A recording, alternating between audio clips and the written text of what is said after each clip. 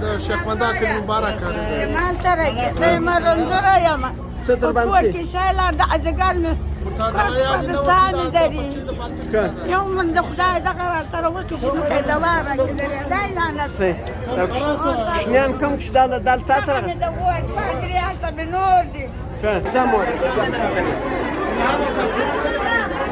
سید ولې شازیه ډاکټر راغلی دی ما چې شګې ده چې مې تماما چې مې نه ده لغه مې ساه بندي چیرته بیا یې صبر باندې صبر ګورو صبر باندې هغه ټیبل باندې دا دوا کوي دا دوا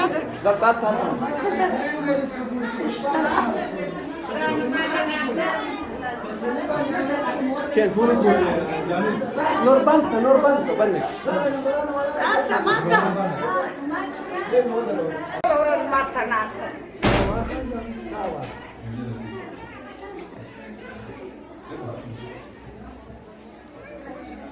چی شي مرض دی څه مسله ده سږو مسله ده واه د ډېرې زمانې څخه دا و دا خاورو دوړو شیانو ته مخامخ ده هغه له وجې عموما زموږ په زنانو کې د ساه د نالۍ تنګوالی پیدا شي مطلب دا دوړې دا خاورې او دا بوټي چې د ګرز دود چې کله دوی ډوډۍ پخوي و دود ته مخامخ شي دغه شیان چې دي د ساه د نالۍ تنګوالی پیدا کوي نو هغه تنګوالی چې کوم دی هغه بیا د هوا څونه مقدار دننه په سږو کې پکار دی هغه نه رسي نالۍ تنګي او د هغه له وجې د اکسیجن کمی پیدا کېږي په صورت کې نو د دې هغه مرض دی هغه د وختونه کړاوونه هغه درپدري هغه مال او دودونه دا د هغو له وجې دی سلامونه قدرمنو دا مورکي چې موږ ډاکټر سره اوسته ډاکټر وایي چې د دې د ساه نالۍ ډاکټر عبدالخالق صاحب د ساه نالۍ نه ده دا د سږو دا کوچنۍ سوې ده زموږ ستۍ مندې دا خاص کر کوچیان څه دي او هغه خلک چې هغه ګیس نه لري دا خلک له دوړو دود او چې دوی کله ځای جارو کوي په ځواني کې په هغه وخت خو مسله نه وي چې بیا عمر تیر سي نو بیا له داسې مشکل سره مخامخ سي نو زه دا درخواست کوم زموږ له خویندو میندو چې تاسو کله ځای جارو کوئ کله ډوډۍ پخوئ او له دوده ځان ساتئ له دوړو ځان ساتئ دغه خولې ته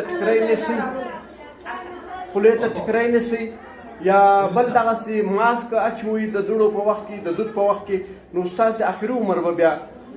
له ستونزو سره مخ نه وي لکه د دې مورکۍ چې ده د دې څه کوم علاج دی که کېدی که ممکن او کار ځای که په کراچۍ که په کوټ کې دا خو زه کومه خو دا نورو خویندو ته زموږ دا درخواست دی چې تاسو له دودو له دوړو له دا شیانو ځان وساتئ جنت په منځ کې نه موږ سره واچوي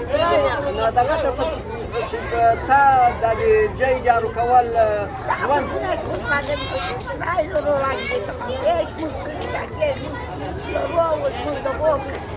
وپخوا به بوټي به م راوړو ورم بل به توت به و دوګان و اسناکلان که برابر زیاده څوکۍ چې به جارو کولې خو دا او ځایونه مو جارو کول ځایونه اوبه به نه دښته په سر راوړي کوچیانو ژوند و کوچیانو والا ما سره به نه شي کوم راځه زه مې د دوکانې څنګه لري